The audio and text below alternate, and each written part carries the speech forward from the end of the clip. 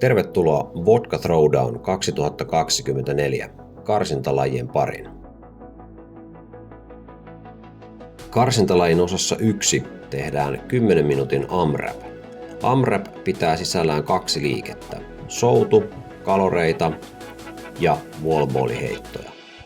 Jokaiselle uudelle kierrokselle lisätään 3 kaloria soutuun ja 3 wallballiheittoa. Aloitamme 7 kalorista ja 7 wallballiheitosta ja siirrymme tästä aina 3 nostoilla eteenpäin, niin kauan kuin aikaa riittää. Osan 1 jälkeen tulee 2 minuutin pakollinen tauko. Karsintalajin osassa 2 etsitään maksimiraudat kompleksiin, jossa tehdään 1 squat clean ja 2 hang squat cleania. Aikaraja tähän on 4 minuuttia.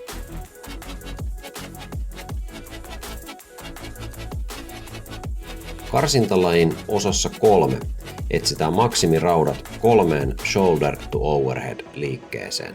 Aikaraja tähänkin on 4 minuuttia.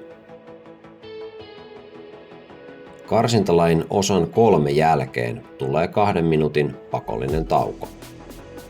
Karsintalajin osat 4 ja 5 tehdään yhdessä, mutta pisteytetään kuitenkin erikseen.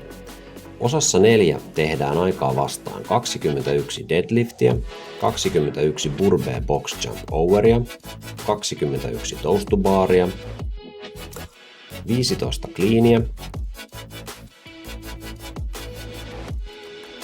15 burpee box jump overia, 15 chest to baria, 9 snatchia,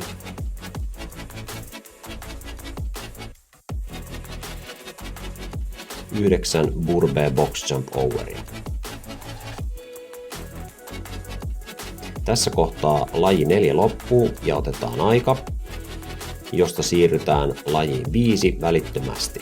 Ja lajissa 5 tehdään AMRAPinä bar muscle-uppeja niin kauan kuin 10 minuutin time capista on aikaa jäljellä.